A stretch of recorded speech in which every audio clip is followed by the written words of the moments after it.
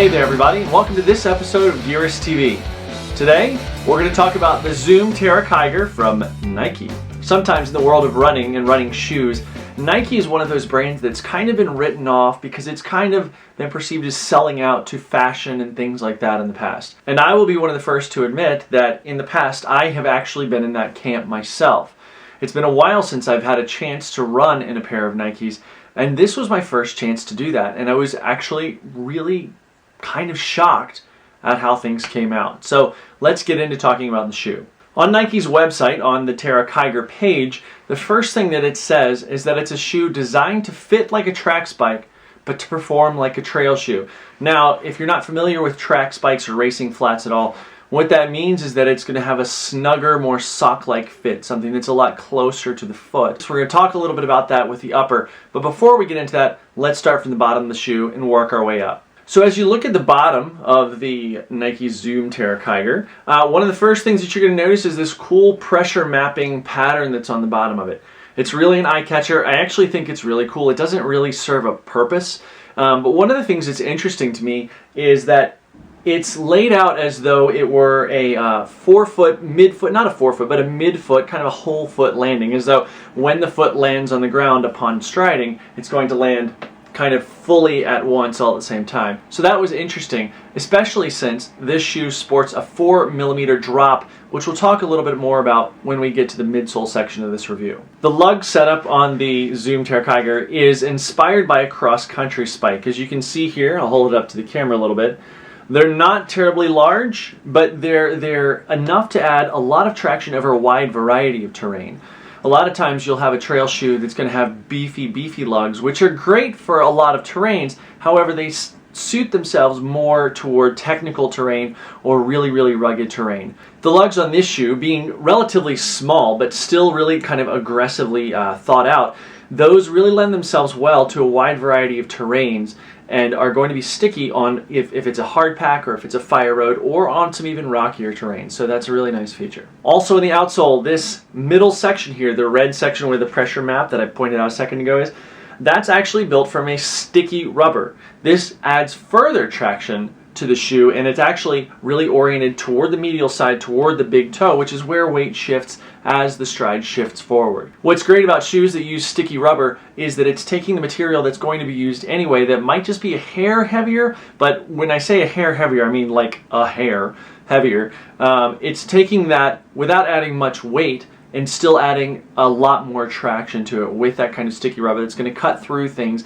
like moisture. One of the things that Nike touts about the shoe on its website is its anatomically rounded heel, which you can see there does kind of roll up just the same way that a human heel would. Now, something interesting about that, I myself am a mid to 4-foot runner and really couldn't take advantage of that, but it's interesting being that this shoe has that 4mm drop that I mentioned a second ago, again, which we'll touch on later. It has that 4mm drop, so I would figure that most people aren't really going to be taking too much advantage of this area. The one place where I could really see it standing out is on descents. Again, for myself, I don't tend to land very back on the heel, even in descents. I tend to land very midfoot. But to those who may be more midfoot generally, or even heel striking, that rounded heel is definitely going to help you transition quickly from that heel strike into the fore to the midfoot. The outsole, as you can see here in this view, the outsole does extend, and the midsole does extend well beyond the upper, well beyond the profile of the upper, giving a nice wide base for the foot to really grip that ground and feel very secure when doing any lateral movement. As I mentioned in the past, all the shoes that I try, I do my best to get them on a wide variety of terrain right away. Now, the road that I like to go on is there's hard pack trail, there's concrete or asphalt road, and then there's technical trail that's actually quite rocky.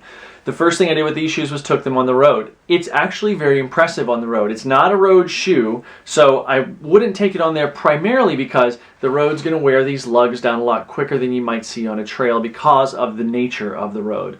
And the material tends to be rougher, more like a sandpaper action on the shoe. However, because the lugs aren't super beefy, they don't stand out very far, I still had a really nice road feel, which was actually a really impressive thing to me. As soon as I moved on hardpack, it also began to really show itself. Hardpack, as you know, is hardpack dirt, okay, or gravel or what have you, but in places it can be a little bit loose, and this really did well there. It's similar surface to road, and it's not technical super trail, but it was a really, really solid ride on those. We'll talk more about the ride in a little bit, but right now we're just talking about that outsole, and the outsole did perform well on road and hardpack. When we got to actual trail, technical trail, where it's very rocky, the shoe did really, really very well. However, when it was rockier in places, and I'm not talking about gravel type rocks, I'm talking about rocks that are embedded in the soil, one of the things that I noticed that stood out as kind of an added feature that could possibly be there is the lack of a rock plate. In this shoe, it's very flexible. Again, we'll get into that when we get to the midsole here in a few minutes. But one of the things that you should know is that the lack of a rock plate, you're going to feel those sharper rocks, the larger rocks, if you step on them. This is not a huge deal to some people. Some people like that additional ground feel, but at the same time, it's also something that could wind up with some discomfort should you step on a particularly sharp rock or land particularly hard on a rock. Let's talk about the midsole. Now, I've said before, if you've ever seen any reviews of mine, we've talked about the drop almost right away. Now, the drop in a running shoe is referring, or any shoe for that matter, is referring to the difference in height from the heel. Let's get this inside here. Difference in height from the heel to the forefoot. In this, the stack heights, which are the distance they are off the ground, is 23 millimeters in the heel, 19 millimeters in the forefoot for a 4 millimeter drop. To my mind, kind of the line of demarcation between a traditional running shoe, more traditional running shoe, and a more natural running shoe is right about 6 millimeters. And so this definitely falls under that. It's a really, really nicely platformed shoe that really lets your foot sit very, very level to the ground. Another feature that I really like about this is gone are the days in the past where the Nike Air Max with the giant air pockets, or like the Jordans circa 1987, where you had these big air pockets that really got in the way. The Zoom Air components in here lie in the heel and in the forefoot, and those Zoom Air components are actually very thin. I wish I could cut this open and show you. But those are going to add that response that the air system is meant to give you, but without getting in the way and without reducing too much ground feel, because again, they're not super thick air components as you may have seen in the past. As I said at the beginning of this, it's been quite some time since I have run in a pair of Nike running shoes for real myself. And I was actually a little bit skeptical because the last pair of shoes that I ran in were padded and cushioned to the point of insanity. And these actually are very, very impressive. As soon as I hit the road, mind you, that was the first place I ran, I was really impressed with the ground feel.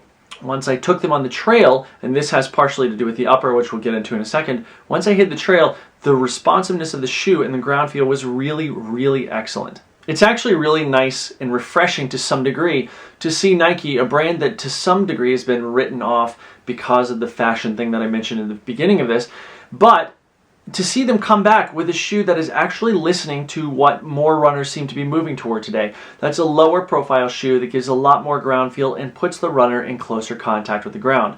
The Zoom components in this, the Zoom Air components I mentioned, as well as the low profile midsole, really add to that and put this right where a lot of people are going to be comfortable putting themselves back into a Nike again. Let's talk about the upper. Probably one of the coolest parts of this shoe, in my opinion, is the upper. Let's start with just the materials and the kind of hard facts about it. The first thing is that it's an engineered mesh. This is definitely kind of a cousin of the fly knit mesh that Nike uses. What an engineered mesh means is that rather than using a lot of strapping or even heat bonded elements as the support structure of the upper of the shoe, this uses different densities and different types of weaves in order to make this foot more supported in the places it needs more support, more flexible in places it needs more flexibility, and so on. I'm going to hold this up to the camera and hopefully you can see it. Right here you can see there's a tighter weave kind of around the fifth metatarsal, but you can see that back here where you want the foot to be able to expand through the midfoot, it's a more open weave. And up here in the forefoot you can see, again, the different weave patterns. What makes this really, really nice is its ability to adapt to the foot. When you combine that with its dynamic fit and its fly wire technology, which is this right here where the laces come down into these fly wires that hold and cradle the foot, the dynamic fit and fly wire lacing setup is meant to loosen when the foot needs it to loosen and to tighten in other places where it needs to be tightened. On the inside of the upper, the entire thing is backed with a really tightly woven mesh that's actually quite silky. When you put your foot in this with no sock on, totally fine. I had no problems. I ran in it sockless. I ran in it with socks. I prefer running with socks, but in this case I just, I try to make a test of all shoes with no socks. Really super comfortable, very silky, and very one-piece feeling. It was really nice. The sock liner in the shoe is actually a Nike Free sock liner, super minimal. It's part of the Free family, and what I like is that it overlays a Strobel board, which you may be able to see there. A Strobel board which is one piece all the way forward. There are no seams in it, which means that if you wanted to remove that sock liner to get even closer and even more ground feel, you could. It overlays just a thin piece of foam that really doesn't interrupt the ground feel at all. The upper of the shoe is definitely one of those places where you're going to notice its pedigree and its inspiration as a racing flat, a cross-country shoe. Track spike, as they say on their website. One of the reasons you're going to feel that is because up around the toe in the upper, you're going to have plenty of room, especially on the medial side. The toe box is nice and open. However, vertically speaking, you can see, even when I stretch it out, that it's not a ton of room vertically. So if you want that extra room, you're not really going to feel it. In a racing flat or a track spike, you don't want a ton of room like that either, because you really want it to be part of the foot. And that is certainly the case in this. However, if you want to have a little more freedom for the foot to expand in all directions, including vertically, and lift up off the ground when the foot comes up off the ground, you're going to be a little hard-pressed to find that in this. Another cool feature is the tongue wrap construction. Now, you can see here where the tongue itself actually attaches to the medial side of the shoe.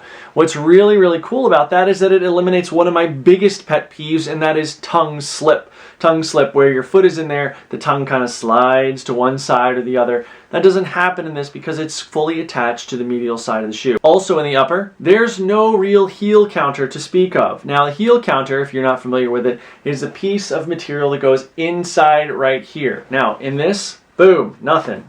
This stitching right here is actually meant to kind of stand in for the heel counter without adding the stiffness, added weight of an actual heel counter. Now, some people that may have a lower volume or a smaller heel, more narrow heel, may have a little bit of trouble with slippage in this, but with the dynamic fit and the fly wire lacing system, that should be able to eliminate that to a large degree by cinching the shoe more completely around the foot. Now, if I had one thing that I could change about this upper, it would be that there's no real protection. For a trail shoe, when you get off-road and you're onto, especially if you have any sort of clumsiness in you, and you get onto some rocky trail or something like this, one of the things that you want to know is going to be there is a little bit of protection in the event should you kick a rock or something like that, or just or roll through a crack or something like that. In this case, there's no real protection. There's no toe cap, as you can see. The toe spring and the front end of the outsole does extend a little bit up over the toe, but in general, this is all just soft mesh. The shiny parts that you can see there are simply a heat bonded material that's mainly cosmetic and is not really going to provide any protection. One of the interesting things is that because this fits so closely to your foot and is meant to be not just an extension of your foot, but literally a part of your foot, if you hit something hard, as I have done, because I have some clumsiness every now and then, especially when I get tired, if you hit something, you're going to feel much more exposed, like you're kicking that rock or what have you with a bare foot. Let's talk about the fit really quickly. Now, I can, generally speaking, in most running shoes, either wear a 10.5 or an 11. I tend to go with the 11 because I like the amount of expansion it allows my foot. In this case, if I were to go with a 10.5, it would be far too small. So, my recommendation would be that if you are kind of in between, which most of us are, we sit in between two different sizes of shoes, err on the size of about a half size larger and you'll be comfortable. Let's talk about the ride of the shoe. Now, as I mentioned, on a road, this shoe rides really nicely. Because the lugs are, again, unobtrusive, they're really close to the ground and they're just more inspired by cross-country flat, this really rides very well. They're also more evenly distributed to be able to give a better, kind of more consistent feel across the breadth and width of the shoe. That you're going to have a nice road ride. But as I mentioned earlier, if you're going to wear this on the road, you're probably going to wear these lugs more than you want to see, and it's going to compromise the durability and life of the shoe. Now, in general, I was very surprised, pleasantly so, by the air components in this. They did not dampen the ground feel. I was really happy with that because that's something that I have had a complaint with in the past with Nikes that I've worn. Now, granted, It's been years since I've done so, but a super hyper cushioned shoe is really going to take away that ground feel that I really personally want to see. On trail, it does a fantastic job. The lugs are aggressive enough that they can handle most terrains without any problem. As I mentioned earlier, that one detractor is going to be the lack of a rock plate. Because there's no rock plate, if you get onto rockier terrain or more technical, not technical necessarily in terms of dips and turns and so on and so forth, but where there's more debris, specifically rocks or sticks or something like that, you're going to feel it. Now, if that's what you want and you think you can get around that, great. Otherwise, just be aware that you're going to have a hypersensitivity when you get over top of sharp or jagged terrain. Above all, the cross-country racing flat aspect and inspiration that is in this shoe really makes for a lightweight, it comes in about 8.3 ounces for a men's size 10, a lightweight, speedy, really part of the feel, part of the foot shoe that's going to be a really nice shoe, especially if you're running on a wide variety of trail terrains. In the past, it's really been interesting to me the development steps that Nike has taken in the way of its Nike Free collection and things like that. What they've gone to in some cases is shoes that are extremely barefooty. In other cases, it's shoes that kind of name themselves barefoot, but they actually have large drops or features that overbuild a shoe that kind of compromises its title. In this case, I really think they've gone in a really nice direction. While this does not have the name Free in its title, the fact that it has a 4mm drop, a low profile, and small air units, the Zoom air units that get it close to the ground, it really puts it in the right direction. Now, coming in at $125 for this particular model, and there's actually a model called the Wild Horse, which is pretty much the same shoe. It's a tiny bit heavier and it's got Gore-Tex in it, $130. Coming in at that price point, this puts it right in the meat of the high-quality running shoe game. It's not a particularly expensive shoe. I really feel like it's going to be durable enough. Now, my miles, I've got probably around 70 in this. The miles that I've put in have resulted in almost no wear. But again, I've been running on this primarily on trail with the exception of that first run, which was on the road. I think it's a really nice shoe that a lot of people are going to like the speedy and slipper-like feel of it. So it's definitely worth trying out. If you're looking for a shoe that's going to be fast on the trail, it's going to be comfortable on the road while you're maybe running from your house to a trail, this is definitely a shoe that you're going to want to try out. Thank you so much for watching this review on Gearist TV. If you've got a question or a comment, please leave it in the comments section below. Visit Gearist.com. And please, guys, you're about to see that subscribe button here in 1 second. Click on that subscribe button and subscribe to Gearist TV so that you can get all the latest updates and see our latest videos. Thanks so much for watching, and we'll talk to you next time. As always, thank you guys so much for watching this episode of Gearist TV. Please click on over to find us at Facebook, Twitter, and Instagram. And while you're here, please click on that beautiful blue subscribe button. Thanks so much for watching, and we'll see you next time.